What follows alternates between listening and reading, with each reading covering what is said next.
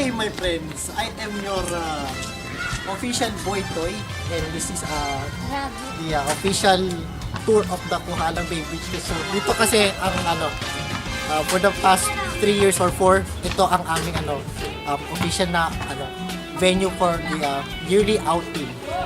At ako ngayon itutur ko kayo dito kung bakit namin napili ang lugar na ito. Pasok, dito ang entrance ng Kohala Bay Resort. Yan yung may entrance dyan.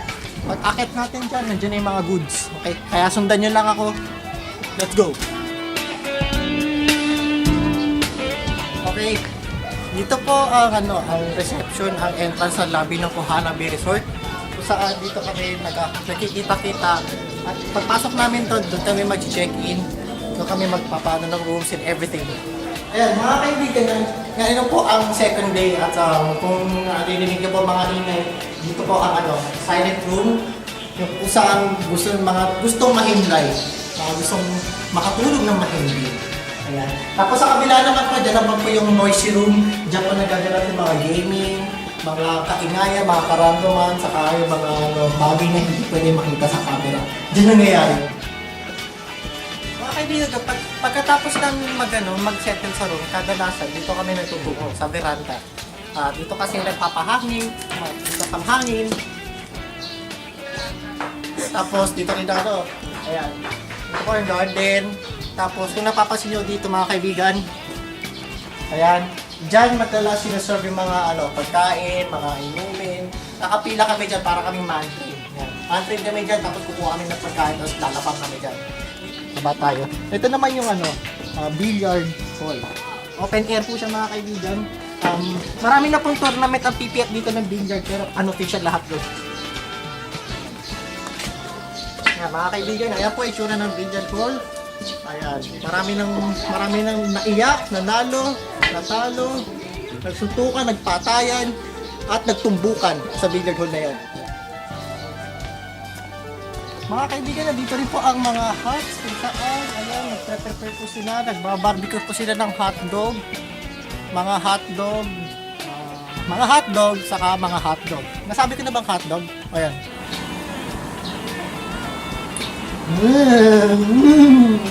Nandito po tayo ngayon sa parang garden, veranda, couch, yung tawag dito. Ayan.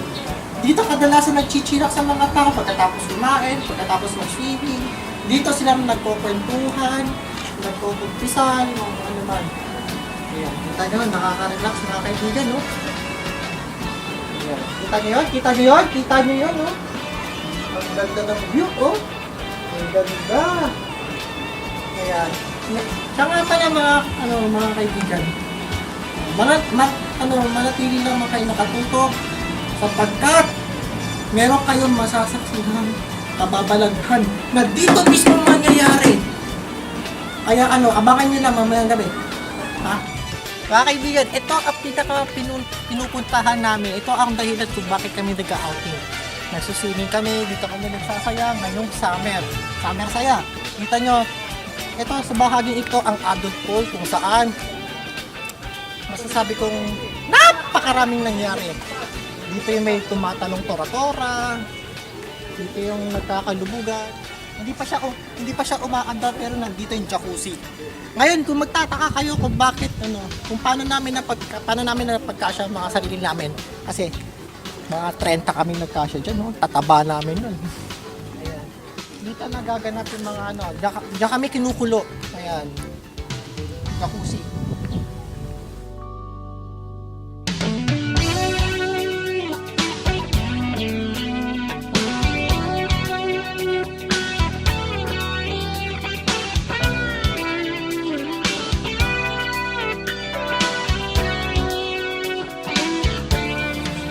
Dito naman mga kaibigan, akit tayo sa ating general patronage pool.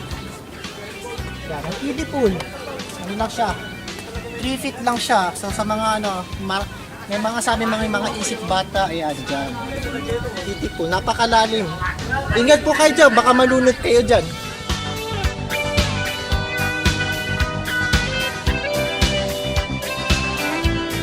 Ito naman po yung outdoor shower room para sa mga sa mga daring. Ayan, shower room.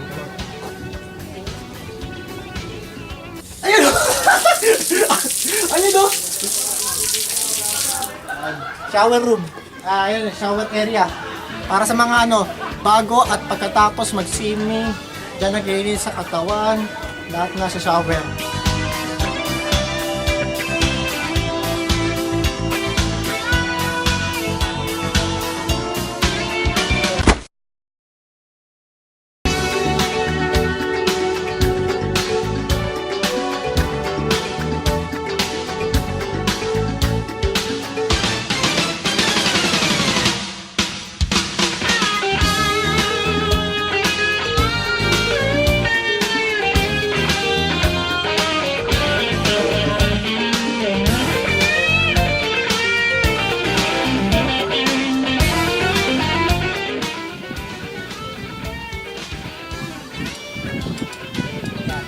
Naririnig niyo na ako mga kaibigan. Nandito po tayo ngayon sa Fisherman's Wharf. Ewan ko na paano klase mga isda dito. Siguro meron dyan tilapia, bisugo. Pwede rin kayo mamingwit ng water lily. Yan, ang dadami, ang tataba. Oh. Ayan. Dito bagay sa mga mga taong kasi baka tumalon, hindi nasagutin ng PPF yun. Sagutin na ng bitag yung pag tumalon siya doon.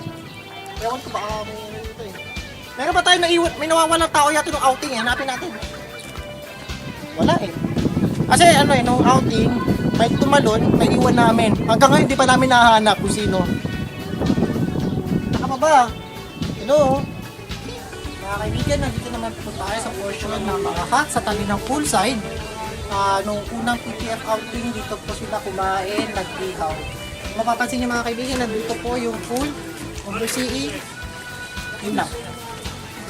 Nakakaalala niyo pa ba ang kwarto ito? Ako kasi, hindi. Dahil mga kaibigan, dito po sa pinaka-kwartong ito, dito na natili ang pinaka-punang batch ng PTF outing. Mga 20 sila nun eh. Dito sila pag-check-in nun. At kung ano man ang mga kwentong bumabalot sa kwarto ito, ay kanilang itatago magpakilaman. Mga kaibigan, kasalukuyan po tayong papanapit sa pinakauling tagpo ng tour na ito, sapagkat dito kasi sa lugar na ito nagaganap ang huling pagkukumpulan ng mga sumama sa PPF outing. Dito nagphotoshoots, dito nagpapahangin saglit, dito sila nagkukwentuhan ng kanilang mga karanasan. Nandito po tayo ngayon sa gazebo. Ito po ang pinaka-tuktok na bahagi ng resort. Kaya mahangin. Tingnan niyo po mga kaibigan. Ayan. Ay! At itong marahil ang dahilan kung bakit binabalik-balikan ng PPF ang lugar na ito.